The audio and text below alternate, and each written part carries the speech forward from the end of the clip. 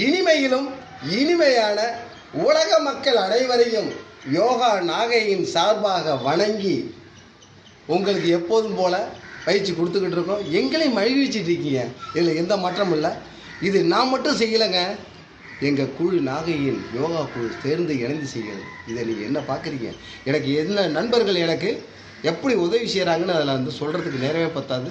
பயிற்சியை தொடர்ந்து அடுத்தடுத்த வீடியோவில் நான் கொடுக்குறேன். பயிற்சியை கவனிக்கப்ப இப்போ நண்பர் யோகாவின் தலைவர் அவர் ரவி அவர்கள் இப்போது பயிற்சிக்கு தயாராகிவிட்டார். ஆமாம், பல வேலைகள் இருந்தோம், அதான் உண்மை. அந்த இடத்துல இப்போ கவனிங்க. கோபாலு அப்படின்னு சினிமா படத்தில் கேட்டிருப்பீங்க. அதை மையமாக வச்சு ராஜு கர்சாசனம் இப்பொழுது செய்யப்படுகிறார். பார்ப்போம். நண்பா, முதல்ல கீழே உட்காருங்க. காலை நீட்டிட்டீங்க. இப்போ 2 கண்களால் 10 கண்களை பார்த்து பேசுங்கள் அதோட. அவ்வளவுதான், பேசிட்டீங்க. இப்போ என்ன செய்றீங்க? கையை கட்டை விரல மேலே வச்சு மூடுங்க.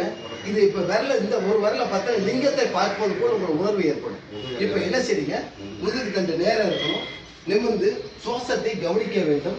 இப்போ மூச்சை உள்ள இழுத்துக்கிட்ட மேலே கையை கண்ணி தண்ணி இறைப்பது போல் எனக்கு அவ்வளோதான். இது இன்னும் சொன்னா கிணத்துல தண்ணி இறைப்பது போல் இந்த பயிற்சி ஏற்படுவதை நீ கண்காணிக்கலாம். அதான் உண்மை. வெரி குட், சூப்பராக செய்றீங்க. ஆனால் பார்வை நேரம் இருக்கட்டும், மூச்சு சீராக இருக்கட்டும், நுரையை இறையிறல் நல்லா வேலை செய்ய வாய்ப்பு இருக்கு. ஆனால் இதில் ஆண்களுக்கு மட்டும்தான் அந்த பயிற்சியா அப்படின்னு கேட்பாங்க சார். இல்லைங்க, பெண்களுக்கு அது உண்டு. ஆனால் திடீர்னு உள்ளே வந்து நுழைஞ்சிங்கன்னா அதுக்கு நான் பதில் சொல்ல முடியாது.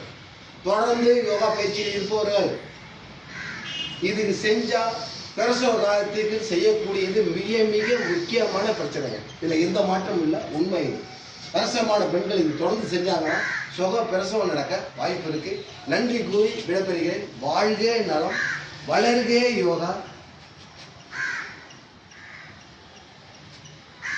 பெல்பட் நமக்கு மறந்துடாதீங்க நண்பர்களே. நீங்கள் மட்டும் பார்க்காதீங்க, உங்களை அழைத்து உங்கள் நண்பர்களையும் பகிர்ந்து கொள்ளுங்கள். நன்றி, வணக்கம்.